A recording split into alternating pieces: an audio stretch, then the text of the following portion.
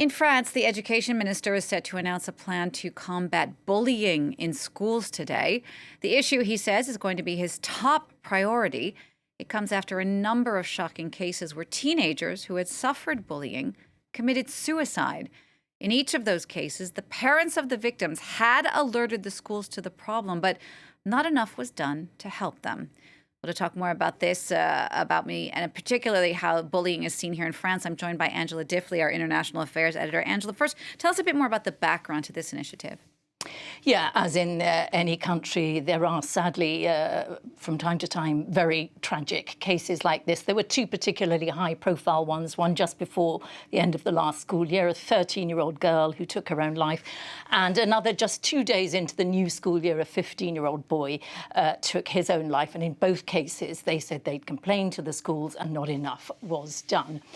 We have in France a new education minister. He was appointed just before the summer, and so he is now in charge of this. He's young, he's energetic, he has small children of his own, and it is in no way to denigrate this plan, but it is true that this is something where he can make his mark and people can really unite around a policy like this. No parent is not going to be in agreement with some sort of policy to combat bullying. There's a lot of talk on the airwaves about these two big cases somehow igniting a Me Too movement in France around bullying. So this is a big moment, and there will be a before and after these bullying measures are announced, anti-bullying measures. So given how big a moment this is, what is he likely to announce?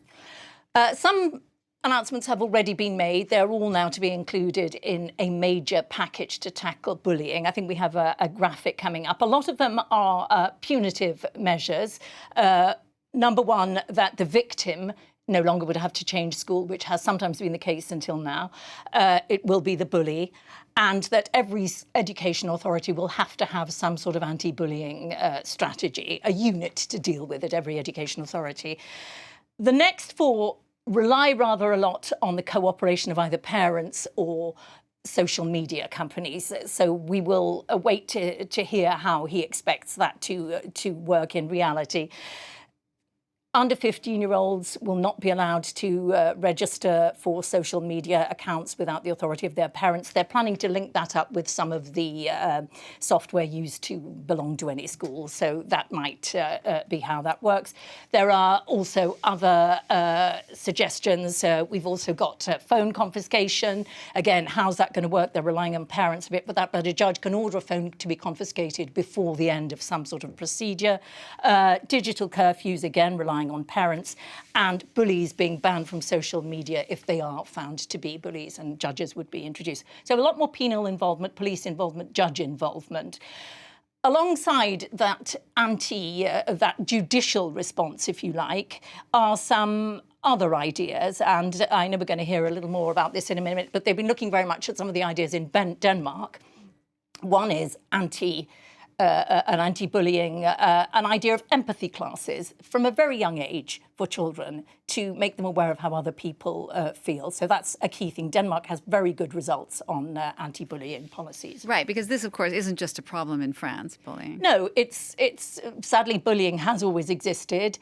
The fact that we now have social media means that for the victims, there's very little respite. They're pursued on their phones. But it is something which has always existed. Something which is interesting to note, France, like some countries and unlike others, schools in France have traditionally been seen as somewhere where children are instructed. And the moral education, if you like, of children is seen to be the preserve of parents. Now, over recent years and recent decades, that has merged, and that's perhaps why in France they were a little bit slower to tackle bullying. More and more schools are having to take on what might have been something parents would be expected to do, the moral education of their children.